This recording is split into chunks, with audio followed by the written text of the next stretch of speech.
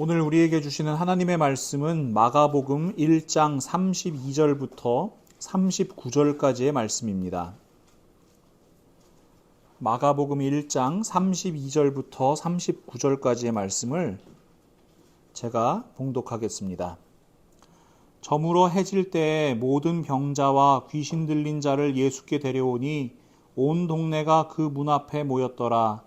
예수께서 각종 병이 든 많은 사람을 고치시며 많은 귀신을 내쫓으시되 귀신이 자기를 알므로 그 말하는 것을 허락하지 아니하시니라. 새벽 아직도 밝기 전에 예수께서 일어나 나가 한적한 곳으로 가사 거기서 기도하시더니 시몬과 및 그와 함께 있는 자들이 예수의 뒤를 따라가 만나서 이르되 모든 사람이 주를 찾나이다. 이르시되 우리가 다른 가까운 마을들로 가자.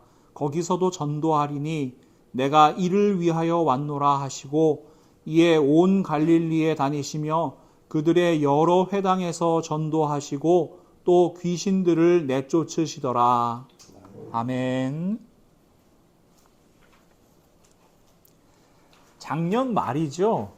MBC 방송연예대상에서 공로상을 수상한 이 이경규 씨가 했던 수상소감이 화제가 된 적이 있었습니다. 이분이 수상소감을 어떻게 하셨냐면 나는 정동 MBC 출신인데 MBC가 정동에서 여의도로 또 일산으로 또 상암까지 왔다. 공로상을 안 받을 수가 없다. 이 시간까지 내가 있는 것만으로도 공로상을 받아야 된다. 이렇게 하셨는데요. 그 다음 이야기에 주목해 볼 필요가 있습니다. 많은 분들이 박수 칠 때 떠나라 라고 얘기한다. 정신 나간 놈이다. 박수 칠 때 왜 떠나나? 한 사람이라도 박수를 안 칠 때까지 그때까지 활동하도록 하겠다. 이렇게 이제 수상소감을 밝혔거든요. 이 아주 재치 있고 의미 있는 이 수상소감에 많은 분들이 환호를 했습니다. 특히 오랫동안 인기를 끌기를 원하는 많은 연예인들 이 수상소감을 듣고 많은 생각을 했을 겁니다. 그런데 사실 곰곰이 생각해 보면요, 이런 마음이 모든 사람들의 마음일 겁니다.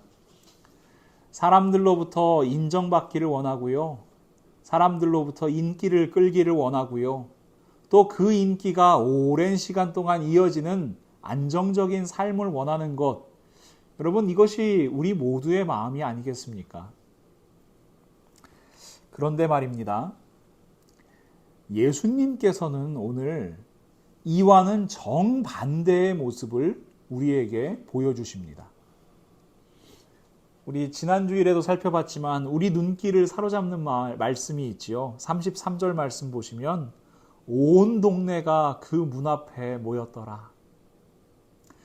말 그대로 가버나움 이 마을 사람들이 모두 예수님께 모여들었습니다. 병든 사람 나왔고요.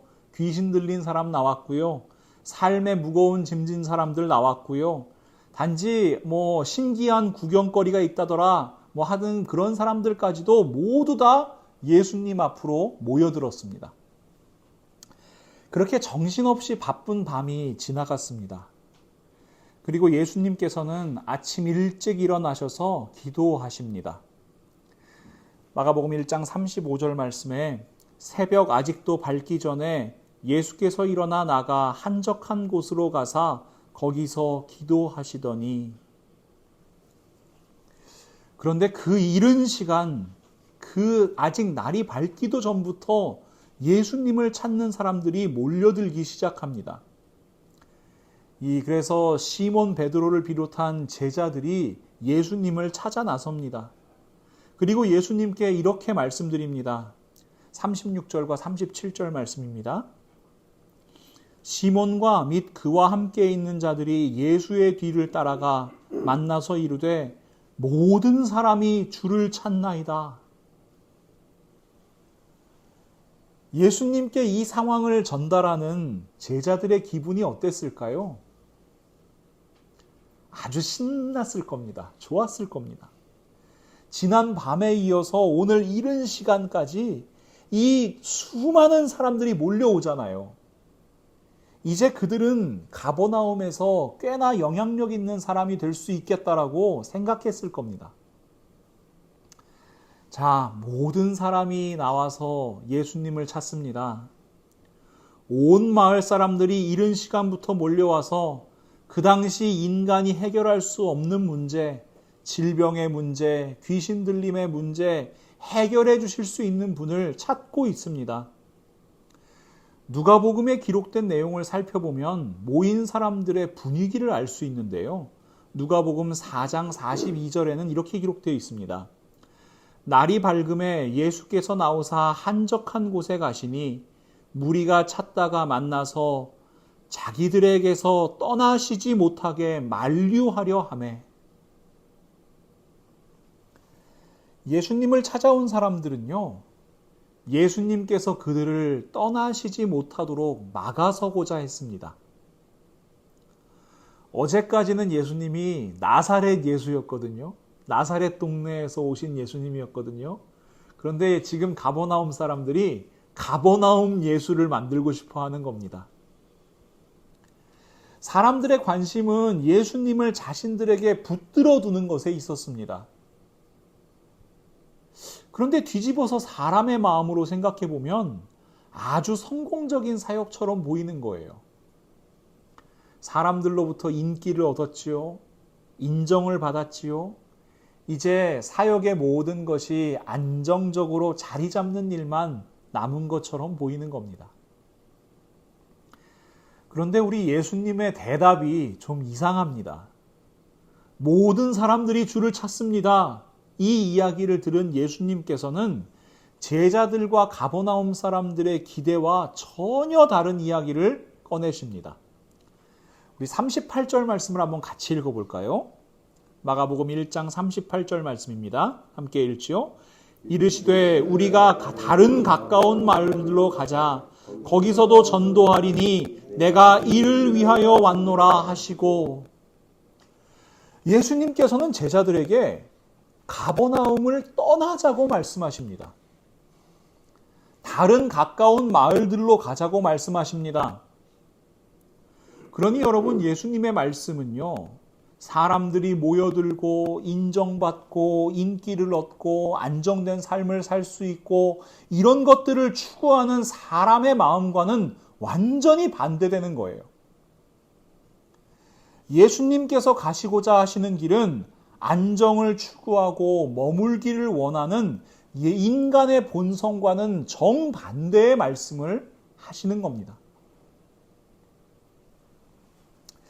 이 하나님 말씀인 성경을 이해하는데 아주 유용한 관점이 있습니다. 그것은 바로 문화의 충돌이라는 관점입니다. 정확하게 이야기하면 유목 문화와 농경 문화의 충돌입니다. 여러분, 이스라엘 민족은 원래 어떤 문화였어요? 유목 문화였습니다.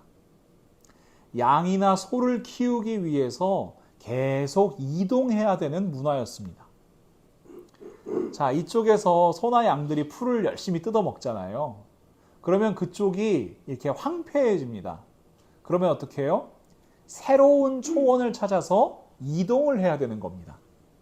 그곳에 풀이 다시 자라나서 소나 양들을 먹일 수 있을 만할 때까지 다른 초원이나 다른 물가를 찾아서 계속해서 이동해야 되는 문화가 바로 유목 문화예요.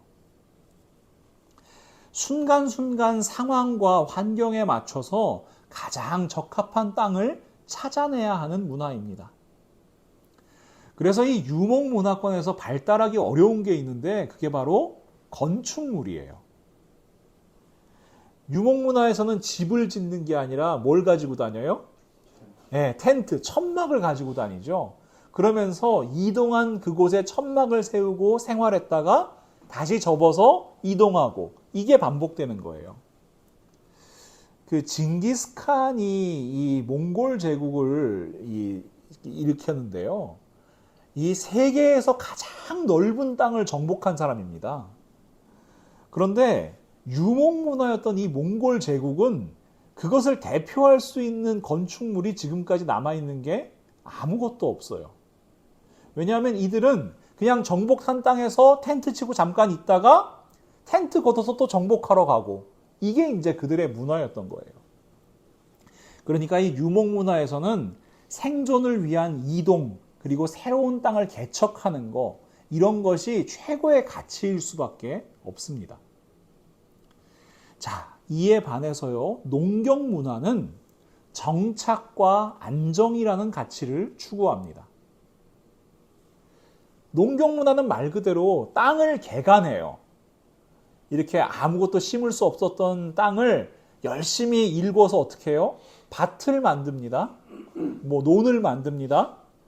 그리고 씨를 뿌리는 시기가 정해져 있고요. 거두는 시기가 정해져 있어요. 이런 식으로 계획적인 삶이 가능하게 됩니다. 특별히 여러분, 농경문화에서는 뭘 해요? 수확을 해서 그 곡식들을 저장을 하지요. 그러니까 내가 지금 만약에 나가서 사냥감을 잡지 못하면 어떻게 돼요? 사냥하는 문화에서는 그날은 굶어야 되는 거예요. 그런데 농경문화는 나에게 쌓여있는 곡식이 있는 겁니다. 그러니까 당장의 어려운 환경이 찾아오더라도 저장되어 있는 곡식을 가지고 버틸 수 있는 힘이 생기는 거지요. 이런 농경문화에서는 많은 노동력이 필요합니다. 그래서 많은 사람들이 모여서 살게 됩니다. 여러분, 땅을 가지고 이동할 수 있어요? 말 그대로 부동산이잖아요. 옮길 수 없는 재산이잖아요, 땅은. 그러니 사람들이 정착하고 안정적인 삶을 시작하게 되는 겁니다. 오랜 시간 동안 한 곳에 살아야 되니까 집도 근사하게 짓고 싶고요. 또 그 땅에서 섬기는 신전도 짓고 싶고요. 그들을 대표할 수 있는 랜드마크들도 건설을 하게 되는 겁니다. 여러분, 대표적인 농경 문화, 이집트 문화에서 만들었던 여러분 피라미드, 스핑크스, 이집트의 여러 가지 신전들, 여러분 지금까지 남아 있잖아요. 이런 것을 생각해 보시면 아주 쉽게 이해하실 수가 있습니다. 이 성경에서 유목문화하고 농경문화가 정면으로 충돌하는 장면이 잘 나타나 있는 곳이 바로 이배굽의 과정이에요. 그러니까 이집트로 들어갈 때죠. 애굽의 총리가 된 요셉을 통해서 야곱과 그 아들들, 그 가족들이 모두 이집트로 이주를 하게 됩니다. 이집트는 나일강 하류의 삼각주를 중심으로 한 농경 문화를 대표하는 문화권입니다. 자, 창세기 46장 31절부터 34절 말씀을 보시면요. 요셉이 그의 형들과 아버지의 가족들에게 이르되 내가 올라가서 바로에게 아뢰어 이르기를 가나안 땅에 있던 내 형들과 내 아버지의 가족이 내게로 왔는데 그들은 목자들이라 목축하는 사람들이므로 그들의 양과 소와 모든 소유를 이끌고 왔나이다 하리니 바로가 당신들을 불러서 너희의 직업이 무엇이냐 묻거든 당신들은 이르기를 주의 종들은 어렸을 때부터 지금까지 목축하는 자들이온데 우리와 우리 선조가 다 그러하나이다 하소서. 애굽 사람은 다 목축을 가증히 여기나니 당신들이 고센 땅에 살게 되리이다. 자, 유목문화에 살던 이 야곱의 모든 가족들이 농경문화를 대표하던 이집트로 들어가게 되었습니다. 농경문화권에 사는 이집트 사람들은 유목문화에 사는 사람들을 가증히 여겼습니다. 혐오했습니다. 부정하게 생각했습니다. 이거는 일종의 무시와 차별이에요. 여러분, 농경을 통해서 안정적이고 계획적인 문명을 이뤄가던 이 이집트 사람들이 볼 때 그때그때 상황에 맞춰서 이동해야 되는 유목문화는 어떻게 보였겠어요? 야만인처럼 보였을 겁니다. 아유, 저렇게 계획 없이 사는 사람들이 있나? 이렇게 생각했을 거죠. 나그네처럼 보였을 거고요. 떠돌이처럼 보였을 겁니다. 그러니 천하게 보는 거지요. 자, 우리가 잘 알고 있는 출애굽이라는 건요. 이 농경 문화인 이집트에서 430년 동안 살아가던 이스라엘 민족이 다시 유목문화로 돌아가는 과정이에요. 그것도 아주 극단적인 상황으로 돌아가는 과정이에요. 모세는요, 출애굽한 이스라엘 백성들이 40년 동안 광야를 떠돌아야 했던 이유에 대해서 이렇게 선포합니다. 신명기 8장 2절과 3절 말씀입니다. 내 하나님 여호와께서 이 40년 동안에 내게 광야 길을 걷게 하신 것을 기억하라. 이는 너를 낮추시며 너를 시험하사 내 마음이 어떠한지 그 명령을 지키는지 지키지 않는지 알려 하심이라. 너를 낮추시며 너를 줄이게 하시며 또 너도 알지 못하며 내 조상들도 알지 못하던 만나를 내게 먹이신 것은 사람이 떡으로만 사는 것이 아니요 여호와의 입에서 나오는 모든 말씀으로 사는 줄을 내가 알게 하려 하심이니라. 출애굽해서 40년 동안 광야에서 생활해야 했던 이유는 단 한 가지입니다.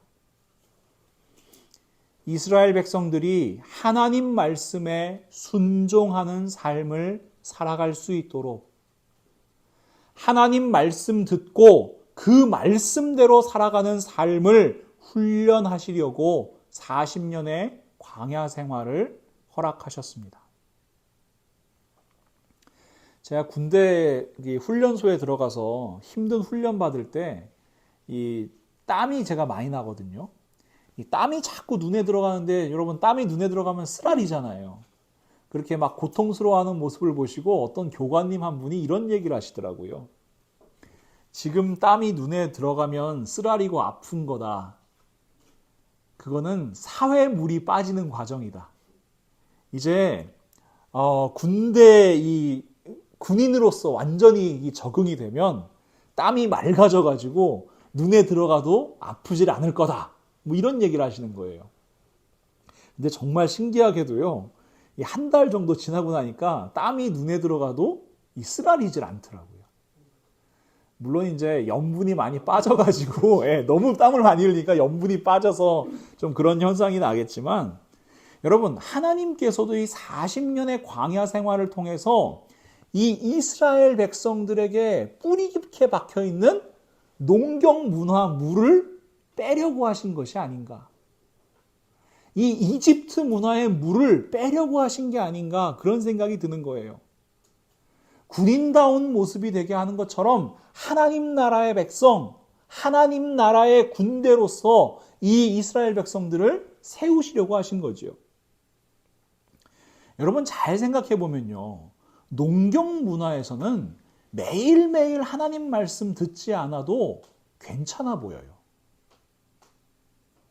매일매일 하나님의 도우심 구하지 않아도 괜찮아 보여요. 왜요? 나에게 쌓인 것이 있잖아요. 나에게 저장되어 있는 것이 있잖아요. 하나님 오늘 일용할 양식을 주세요. 기도하지 않아도 이미 내가 가지고 있는 양식이 있는 거예요. 그러니 매 순간 하나님의 도우심으로 살아간다? 여러분 이것을 경험하기가 쉽지 않은 거예요. 안정적인 삶이에요. 그런데 유목문화, 특별히 광야에서의 생활은 어떻습니까?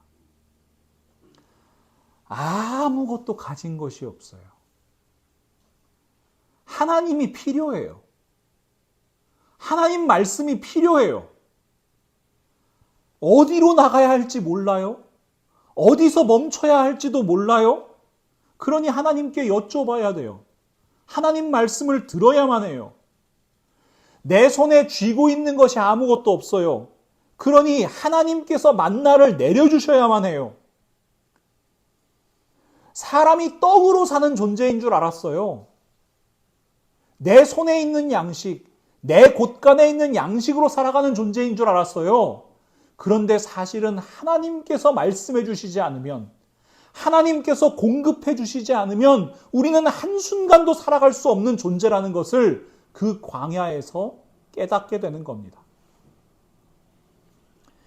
여러분 다윗은 이렇게 고백합니다. 여러분 너무나 잘 아시는 시편 23편 1절과 2절 말씀입니다. 여호와는 나의 목자시니 내게 부족함이 없으리로다. 그가 나를 푸른 풀밭에 누이시며 쉴 만한 물가로 인도하시는도다. 근데 우리는요, 너무나 잘 알고 있는 이 시편을 농경 문화의 관점으로 바라봅니다. 자, 하나님이 나의 목자세요. 자, 나의 왕이시고 나의 주인이세요. 그러니까 내가 먹고 쓰고 입고 이런 모든 것을 내 곳간에 풍성하게 쌓아주시는 분이라고 이해하는 거예요. 내가 부족함 없이 살아갈 수 있도록 그 모든 것을 채워주시는 분이라고 이해하는 거예요. 그런데 다윗은 원래 직업이 뭐였죠? 양치기 소년, 목동이었어요. 다윗은요, 농경 문화의 시각으로 노래하는 것이 아니라 유목 문화의 시각으로 하나님을 노래하는 거예요. 하나님은 나의 목자이십니다. 하나님은 나의 인도자이십니다. 나의 보호자이십니다. 나는 하나님의 양입니다. 나는 갈 길을 알지 못해요. 나는 먹고 마실 것을 소유할 수도 없어요. 하지만 하나님께서 나의 목자이십니다. 그러니 나를 푸른 풀밭에 누이실 것이고 쉴 만한 물가로 인도해 주실 분이심을 나는 믿습니다. 목자이신 하나님만 따라가면, 그 인도하시는 목소리를 들으면 양에게는 부족함이 없다는 것을 저는 믿습니다. 그러니 하나님 말씀에 순종하며 나아가겠습니다. 하나님을 믿음으로 나아가겠습니다. 여러분, 다윗은요, 이렇게 고백하는 거예요. 사랑하는 믿음의 동역자 여러분, 하나님께서는 우리에게 안정이 아니라 순종의 삶을 살아가길 기대하십니다. 내가 소유한 것으로 인해서 만족하는 안정이 아니라 하나님 말씀에 순종하며 나아가는 순종의 삶을 원하십니다. 하나님께서 나의 목자이심을 잊어버리지 않는 삶을 살아가길 원하십니다. 그러나 이것은 매우 어려운 일입니다. 앞서 말씀드린 것처럼 인간은 본능적으로 안정적인 삶을 원하고요. 우리는 유목문화라기보다는 농경문화에 가까운 세상에서 살아가고 있기 때문입니다. 이스라엘 백성들은 출애굽 이후 40년 동안 광야를 행진하면서 하나님 말씀에 순종하는 유목문화를 훈련받았습니다. 이제는 애굽 물이 다 빠진 것처럼 보입니다. 하나님 나라 백성으로 살아갈 준비가 끝난 것처럼 보입니다. 마침내 젖과 꿀이 흐르는 가나안 땅, 약속의 땅이 그들의 눈앞에 펼쳐집니다. 그러나 여러분, 이것은 또 다른 도전을 의미하는 것이었습니다. 가나안 땅은 유목 문화가 아니라 농경 문화의 땅이었기 때문입니다.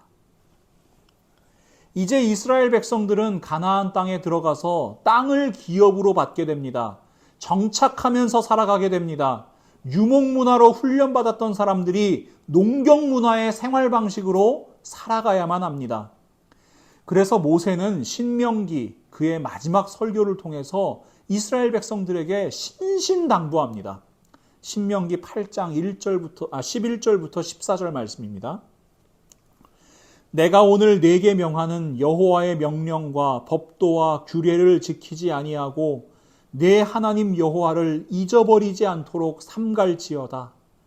내가 먹어서 배부르고 아름다운 집을 짓고 거주하게 되며 또 내 소와 양이 번성하며 내 은금이 증식되며 내 소유가 다 풍부하게 될 때에 내 마음이 교만하여 내 하나님 여호와를 잊어버릴까 염려하노라.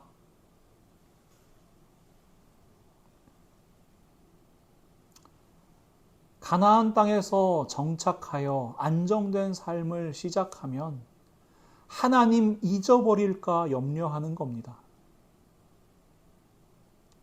정착하고 안정하면 너의 소유를 의지하게 될 거다. 너의 소유를 자랑하게 될 거다. 하나님 찾지 않게 될 것이다.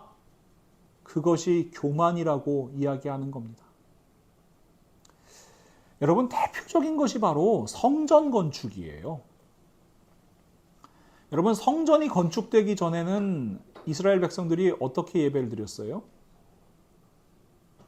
성막에서, 그러니까 텐트에서 예배를 드린 거죠. 이 성막은 언제든지 분해하고 다시 조립할 수 있는 구조로 되어 있었어요. 왜냐하면 광야에서 하나님께서 이쪽으로 가라 하시면은 성막을 막 분해해가지고 이 레위 사람들이 짊어지고 가는 겁니다. 여기 멈춰라 그러면 성막을 다시 조립하는 겁니다. 그 성막이 그 광야를 행진하던 행렬의 가장 중심이었습니다. 유목 문화를 훈련시키는 이 하나님의 가장 대표적인 것이 바로 이 성막이죠. 하지만 가나안 땅에 들어가서 이제 농경 문화권에서 살아가게 됩니다. 더 이상 나그네처럼 떠돌아다니지 않아도 괜찮은 거예요. 유목 문화랑 농경 문화 가장 큰 차이점 바로 건축물입니다. 그러니 성막이 아니라 성전을 세우는 겁니다. 하지만 하나님께서는 성전이 만들어졌다고 하더라도 하나님의 백성들이 농경 문화권에서의 삶이 아니라 유목 문화권의 삶으로 살아가기를 원하셨습니다. 하나님께서 그들의 목자 되심을 잊지 않고 하나님의 지팡이가 인도하시는 대로 하나님의 막대기가 그들을 보호해 주시는 대로 그 지키심을 믿고 사랑과 은혜 가운데 살아가기를 원하셨습니다. 하나님의 성전, 예루살렘 성전이 다 완성된 다음에 솔로몬이 하나님 앞에 이 봉헌 제사를 드립니다. 그리고 그 성전 봉헌식을 마친 솔로몬에게 하나님께서 나타나서 말씀하십니다. 우리 열왕기상 9장 1절부터 9절 말씀을 한번 같이 읽어보길 원하는데요. 성전에 대해서 말씀하시는 우리 하나님의 말씀을 한번 귀 기울여 들어보시기 바랍니다. 우리 함께 읽지요. 솔로몬이 여호와의 성전과 왕궁 건축하기를 마치며 자기가 이루기를 원했던 모든 것을 마친 때에 여호와께서 전에 기브온에서 나타나심 같이 다시 솔로몬에게 나타나사 여호와께서 그에게 이르시되 내 기도와 내가 내 앞에서 간구한 바를 내가 들었은즉 나는 내가 건축한 이 성전을 거룩하게 구별하여 내 이름을 영원히 그곳에 두며 내 눈길과 내 마음이 항상 거기에 있으리니 내가 만일 내 아버지 다윗이 행함같이 마음을 온전히 하고 바르게 하여 내 앞에서 행하며 내가 내게 명령한 대로 온갖 일에 순종하여 내 법도와 율례를 지키면 내가 내 아버지 다윗에게 말하기를 이스라엘의 왕위에 오를 사람이 내게서 끊어지지 아니하리라 한 대로 내 이스라엘의 왕위를 영원히 견고하게 하려니와 만일 너희나 너희의 자손이 아주 돌아서서 나를 따르지 아니하며 내가 너희 앞에 둔 나의 계명과 법도를 지키지 아니하고 가서 다른 신을 섬겨 그것을 경배하면 내가 이스라엘을 내가 그들에게 준 땅에서 끊어버릴 것이요 내 이름을 위하여 내가 거룩하게 구별한 이 성전이라도 내 앞에서 던져버리리니 이스라엘은 모든 민족 가운데에서 속담거리와 이야기거리가 될 것이며 이 성전이 높을지라도 지나가는 자마다 놀라며 비웃어 이르되 여호와께서 무슨 까닭으로 이 땅과 이 성전에 이같이 행하셨는고 하면 대답하기를 그들이 그들의 조상들을 애굽 땅에서 인도하여 내신 그들의 하나님 여호와를 버리고 다른 신을 따라가서 그를 경배하여 섬김으로 여호와께서 이 모든 재앙을 그들에게 내리심이라 하리라 하셨더라. 아멘. 여러분, 성전이라는 건축물이 하나님께 의미가 있습니까? 그것이 정말로 하나님의 집입니까? 여러분, 지금 하나님께서 말씀하시는 핵심은 뭐예요? 마음을 온전히 하고 바르게 하여 하나님 앞에서 살아가라고 말씀하십니다. 하나님 말씀에 순종하며 살아가라고 하십니다. 하나님께서 나의 목자이심을 기억하고 살아가라고 하십니다. 그래서 성전이 안정과 풍요의 상징이 아니라 하나님 말씀에 순종하는 삶의 증거가 되기를 간절히 바라시는 하나님의 말씀이 기록되어 있습니다. 자, 예수님께서는 안정이 아니라 순종을 택하셨습니다.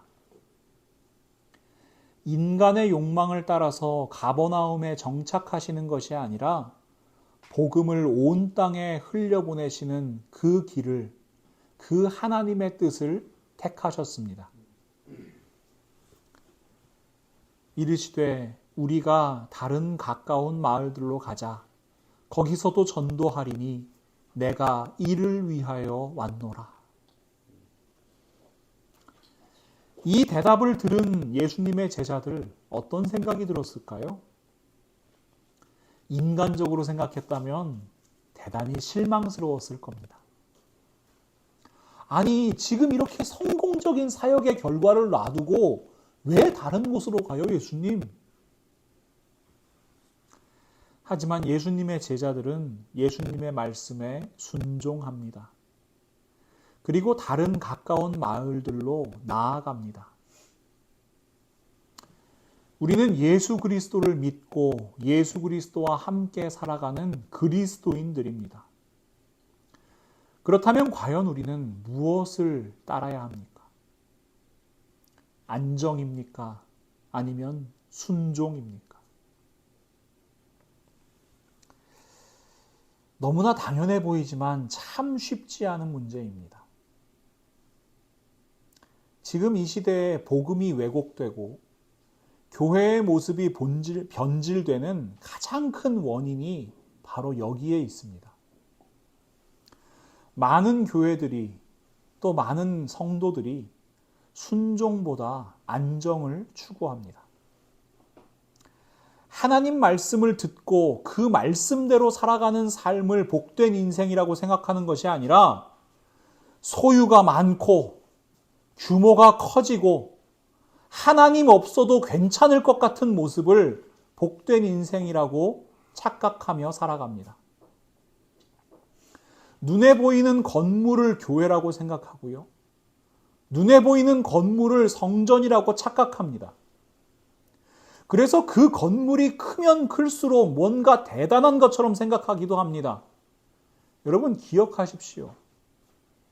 최초의 성전, 예루살렘 성전을 건축하신 그 하나님께서 뭐라고 말씀하셨는지 여러분 기억하십시오. 우리 하나님께서 바라보시는 것은 건물이 아니라 하나님 말씀에 순종하는 하나님 백성들의 삶입니다. 우리 한 사람 한 사람이 온전한 마음 가지고 우리 한 사람 한 사람이 하나님 보시기에 바른 길을 걸어가는 것, 이것이 바로 거룩한 성전을 이루어가는 일입니다. 우리가 성전이기 때문입니다. 고린도전서 3장 16절과 17절 말씀입니다. 너희는 너희가 하나님의 성전인 것과 하나님의 성령이 너희 안에 계시는 것을 알지 못하느냐? 누구든지 하나님의 성전을 더럽히면 하나님이 그 사람을 멸하시리라. 하나님의 성전은 거룩하니 너희도 그러하니라. 여러분, 우리 한 사람 한 사람이 거룩한 하나님의 성전입니다. 이런 모습을 오해하는 또 대표적인 맥락이 바로 오늘 본문 말씀을 가지고 새벽 기도 꼭 하셔야 됩니다 라고 이야기하는 거예요. 오늘 35절 말씀을 보시면 새벽 아직 밝기 전에 예수께서 일어나 한적한 곳으로 가사 거기서 기도하시더니 이렇게 기록되어 있습니다. 예수님께서 새벽에 기도하셨으니까 우리도 새벽에 기도해야 된다는 거예요. 성도님들도 새벽 기도 열심히 하신 경험이 있으신 줄로 압니다. 그런데 여러분, 한번 돌아보십시오. 여러분, 새벽에 기도하실 때 무엇을 위하여 기도하셨습니까? 안정을 위하여 기도하셨습니까? 아니면 순종을 위하여 기도하셨습니까? 새벽 기도는 한국 교회에서만 하는 어떤 전통이잖아요. 한국에서 새벽 기도 인원이 제일 많이 늘어나는 시기가 언제인지 아세요? 네. 수학 능력 시험 한 100일 전부터 새벽 기도 인원이 점점 늘어나기 시작합니다. 대학 수학 능력 시험 당일날이 새벽 기도 인원의 피크를 찍는 날입니다. 여러분, 이런 새벽 기도의 현상이 과연 안정을 위한 것인지 아니면 순종을 위한 것인지 우리는 하나님 앞에서 깊이 고민해야 합니다. 누가복음 22장 39절에는 이런 말씀이 있어요. 예수께서 나가사 습관을 따라 감람산에 가심에 제자들도 따라갔더니. 여러분, 이 감람산에 가시는 이 장면이 언제냐면요, 이 겟세마네 동산에 가서 기도하시는 예수님의 모습이에요. 언제 가셨어요? 밤에 가셨어요. 저녁 식사 하시고. 근데 그게 뭐라고 기록해요? 성경은? 예수님의 습관이라고요.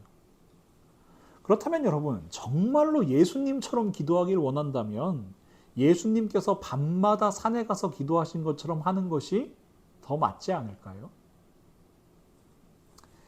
그런데 시간이나 장소는 기도의 본질이 아니지요.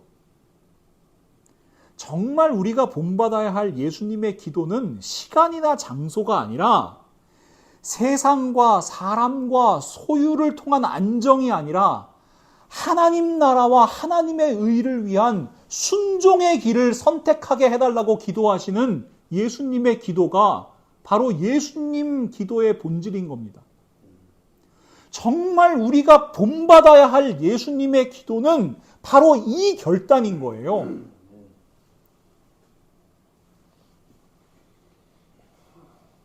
오늘 본문에 나온 이 새벽에 일어나서 기도하신 예수님의 기도가 그러했을 겁니다. 자, 겟세마네 동산 습관대로 지금 저녁에 기도하러 가셨습니다. 무엇이라고 기도하십니까? 마가복음 14장 35절과 36절 말씀입니다.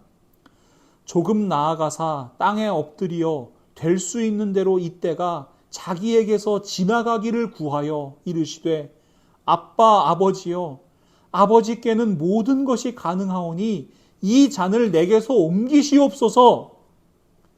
여러분, 완전한 인간이셨던 예수님도 안정을 위하여 기도하셨습니다. 그런데 그 안정의 마음을 꺾는 기도를 하십니다. 그러나 나의 원대로 마시옵고 아버지의 원대로 하옵소서. 부끄럽지만 우리가 드리고 있는 기도의 대부분은 아버지의 원대로 마시옵고 나의 원대로 하옵소서 이러지 않습니까? 그러나 우리가 정말로 본받아야 할 예수님의 기도는 나의 원대로 마시옵고 아버지의 원대로 하옵소서. 나의 뜻은 꺾으시고 하나님의 뜻을 이루어 주시옵소서. 그러니 여러분, 우리 기억합시다. 율법적인 장소, 시간에 얽매이는 기도가 아니라 나의 욕망을 꺾고 하나님 나라와 의를 구하는 참된 기도, 이 순종의 기도를 드릴 수 있기를 간절히 소망합니다. 안정이 아니라 순종의 길을 걸었던 대표적인 인물, 바로 사도 바울입니다. 사도 바울은요, 얼마든지 안정적인 삶을 살 수 있었던 사람입니다. 교회에 대단한 영향력을 미치면서 그냥 한 교회, 큰 도시에 있는 교회에 정착해서 사례비 받고 그 다음에 거기서 영향력 미치고 많은 사람들 몰려오길 기대하면서 살 수 있었던 사람입니다. 그러나 사도 바울은요, 안정이 아니라 순종의 길을 선택합니다. 이방인을 위한 사도로 힘들고 어려운 길을 향해서 나아갑니다. 끊임없이 교회를 개척합니다. 그리고 또 이동합니다.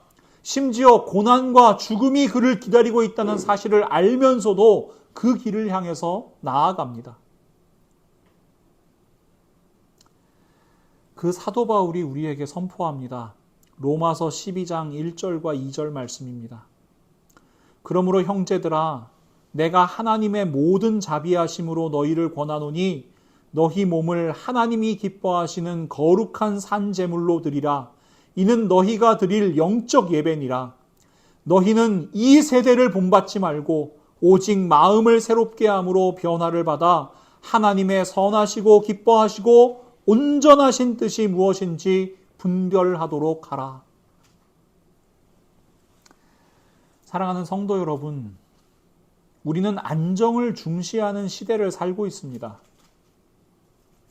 경제적 능력, 사회적 위치, 세상의 권력, 여러분, 교회와 그리스도인들도 이런 시대의 흐름에서 결코 자유롭지를 못합니다. 그러니 우리 예수님과 동행합시다. 우리 예수님 손 꼭 붙듭시다. 하나님 나라와 하나님의 의를 먼저 구하는 사람들 됩시다. 다른 마을들로 가십시다. 그렇게 복음이, 생명의 소식이, 구원의 기쁜 소식이 이 땅 가운데 흘러가게 하는 삶을 살아갑시다. 안정을 추구하는 세대 속에서 순종으로 살아가는 그리스도인들이 됩시다. 정말 하나님 말씀에 순종하며 하나님 뜻대로 살아갈 수 있는 용기를 구하며 기도합시다. 그리고 결단하며 나아갑시다. 이것이야말로 참된 그리스도인들이 드리는 영적 예배입니다. 그렇게 하나님께서 우리 모두의 삶을 향기로운 제물로 받으시고 그러한 예배를 올려드리는 우리 라이프 철치를 참된 예배 드리는 아름다운 공동체로 세워가시기를 소망합니다. 안정이 아니라 순종의 길을 선택하며 늘 하나님께 여쭙고 그 말씀 듣기를 즐겨하는 우리 모두에게 우리 하나님께서 반드시 동행하시고 힘주시기를 우리 예수님의 이름으로 간절히 축원합니다. 우리 이 시간 함께 결단의 기도를 한번 드리지요. 하나님, 저희들 자꾸만 안정을 추구하려 합니다. 하지만 하나님, 저희들 순종하겠습니다. 늘 하나님께 여쭙고 하나님의 말씀 듣고 그 말씀 따라서 아무리 힘들고 어려운 길이라도 가겠습니다. 하나님, 저희에게 말씀하여 주시옵소서. 하나님, 저희와 함께하여 주시옵소서. 우리 이 마음 가지고 결단의 기도를 한번 올리지요. 하나님, 오늘도 저희에게 말씀하여 주심에 감사합니다. 저희들이 이 시간 다시 한번 고백합니다. 저희들 저희의 손에 쥔 떡으로 살아가는 사람들이 아니라 저희에게 말씀하시는 하나님의 말씀으로 살아가는 사람들입니다. 그 말씀에 순종함으로 살아가게 하여 주시옵소서. 어느 때보다 안정을 이야기하는 시대입니다. 더 많이 손에 쥐는 것에 관심이 큰 세대입니다. 하지만 하나님, 저희들은 저희의 손에 쥔 것으로 인해 하나님 없어도 괜찮겠다 생각하는 삶이 복된 삶이 아님을 이 시간 고백합니다. 언제나 하나님께 여쭙고 하나님의 말씀을 듣고 그 말씀 따라 사는 순종의 삶이 참으로 복된 삶임을 이 시간 고백합니다. 하지만 시시때때로 저희들의 욕망이 저희를 사로잡습니다. 저희들의 정욕과 저희들의 욕심이 저희를 사로잡습니다. 나의 원이 저희를 사로잡습니다. 그래서 저희들 예수님처럼 기도하겠습니다. 아빠, 아버지, 하나님께서는 모든 것을 하실 수 있사오니 나의 원대로 마옵시고 아버지의 원대로 하옵소서. 이 고백의 기도가, 이 결단의 기도가 저희의 삶에 끊어지지 아니하도록 저희의 마음을 지켜주시옵소서. 그렇게 결단하며 나아갈 때 저희들의 삶의 자리에 정말 하나님께서 원하시는 하나님의 나라 이루어지는 역사를 바라보게 하여 주시옵소서. 무엇보다 하나님의 나라와 하나님의 의를 먼저 구하며 나아가는 저희들의 삶 가운데 저희들 필요한 것, 저희 자신보다 잘 아시는 하나님께서 일용할 양식을, 저희의 쓸 것을 하나님의 자녀들에게 가장 좋은 것으로 허락하여 주시옵소서. 하나님, 저희들 이 믿음으로 나아가오니 하나님께서 저희들 한 사람 한 사람의 삶을 붙잡아 주시고 인도하여 주시는 저희들의 선한 목자 되어 주시옵소서. 하나님께서 나의 목자시니 내가 부족함이 없습니다. 하나님, 이 고백으로 살아가는 저희 모두가 되게 하여 주시옵소서. 예수님의 이름으로 간절히 기도합니다. 아멘.